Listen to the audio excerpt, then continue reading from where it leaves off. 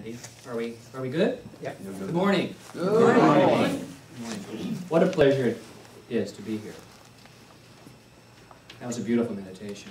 Yeah. Of course, it had to be because the hors d'oeuvre was the song. Thank you.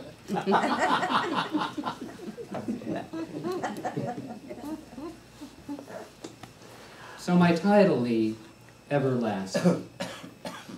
I try and take some ideas from my old spiritual school, which was pretty traditional. And to me, everlasting was everlasting life beyond here, beyond this life.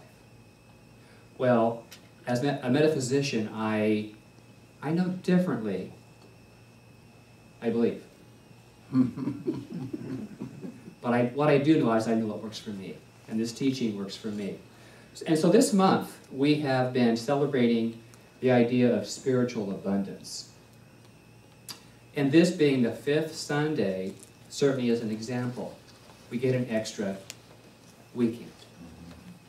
So everywhere we look, there are demonstrations of the bounty of this life, right here, right now.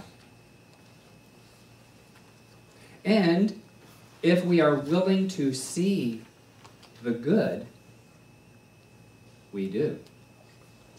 We do. We see it. We get to recognize and enjoy that goodness. So the question is, are you willing to really see the good? Are you? Are you? Yes. Yeah. I know that I am, because I see a lot of good before me.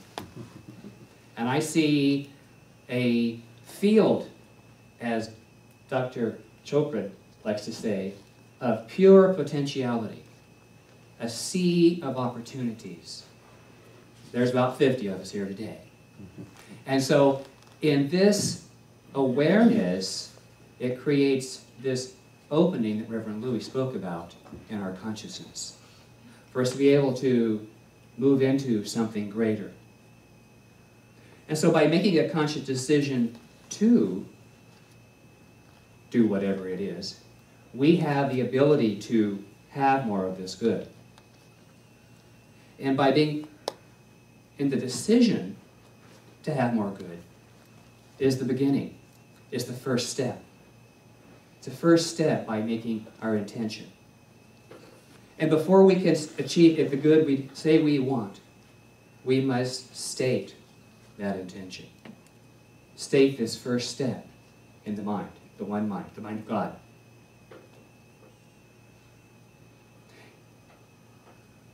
The next step is to believe that we are deserving of this good.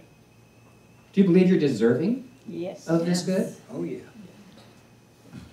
Talk more about that later. Now, our founder, Dr. Ernest Holmes, writes in the Science of Mind textbook, there is a power in the universe that honors our faith in it. In it. There is a law in the universe which extracts the uttermost farthing. What's that? When I first read that, I thought, what's that? Uttermost farthing. Well, a farthing is a reference to a very small particle or detail or concept, the most minute aspect. And so when we say there is a law in the universe which extracts the very innermost idea, tiniest bit of belief that we hold, that we know.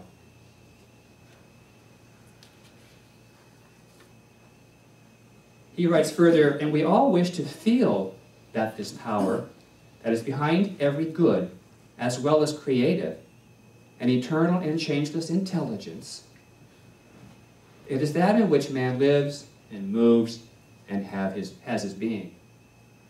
So, in other words, we can't get out of it. We can say we do. We can show the world that we believe differently, but we're never out of it. So, a question. You know, I love questions. I love a question. Is it possible to live with this feeling of good more of the time? And if so, how? If so, how? Well, I believe that it is possible, but not only is it possible, but always available. Ever available good is our divine birthright. And it demonstrates how? Through us.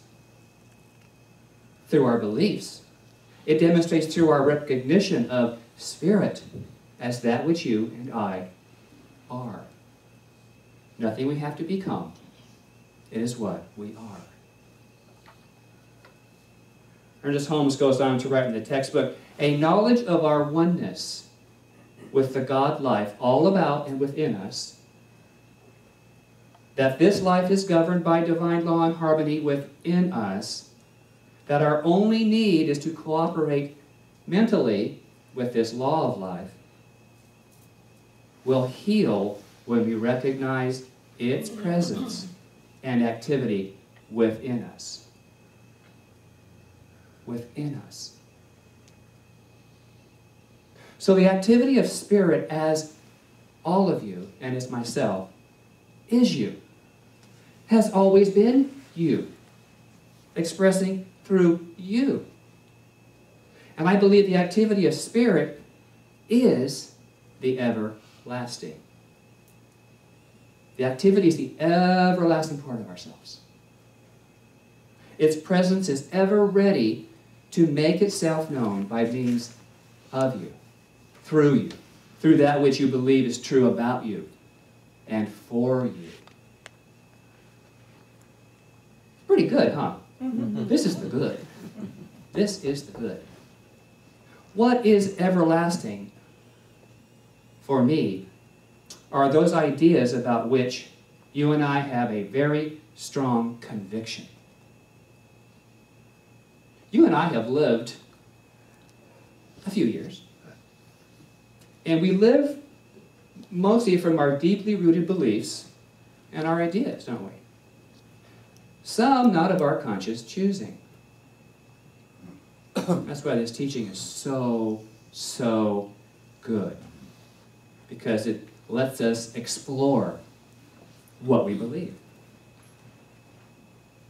And not until we recognize that they're in there, of their presence, can we have the conscious awareness of them.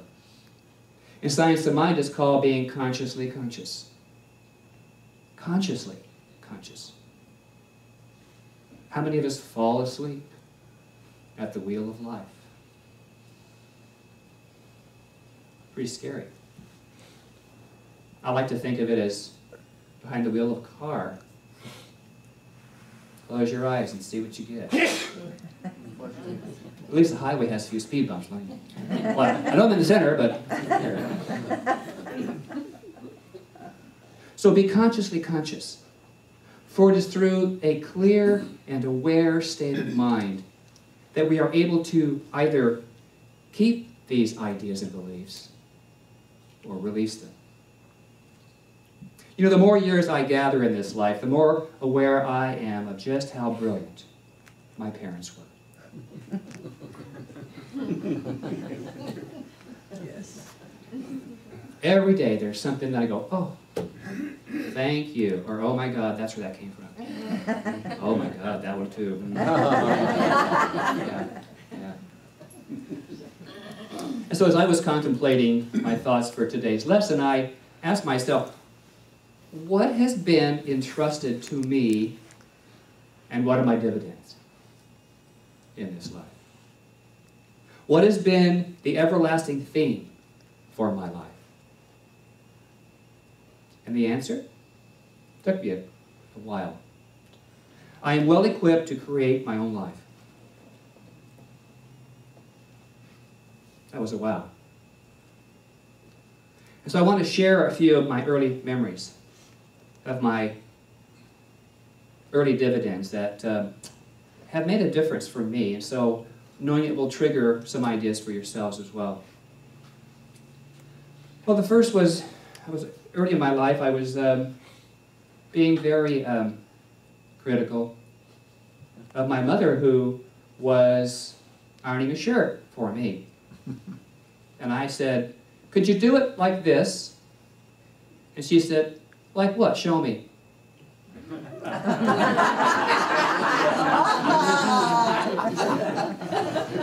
I learned how to do it from that point on. I did it. Because she said, okay, now you get to do that. It was good training. It was good training.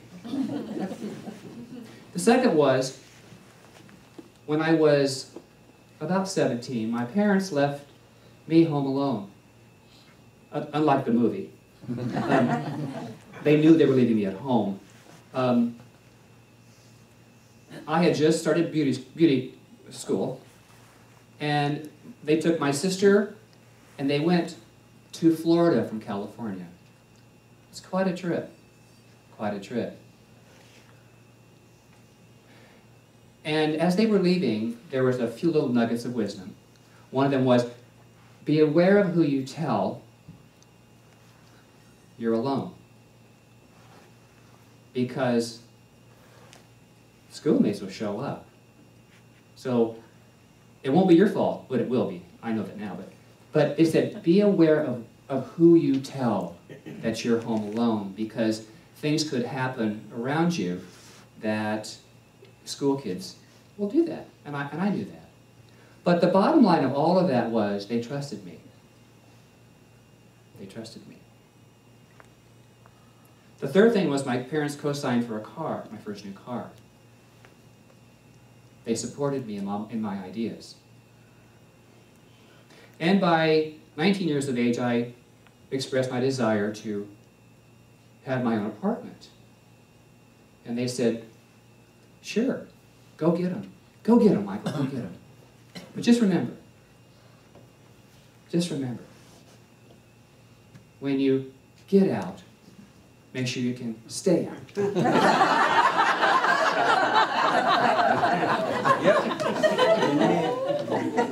Because you will not want to go back where you were.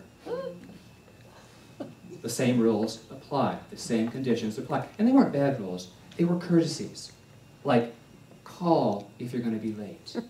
Let us know. All good teachings. I'm so grateful. I'm so grateful. And the last, and probably one of the most moving for me, was when my parents retired and moved to Florida because they fell in love earlier on this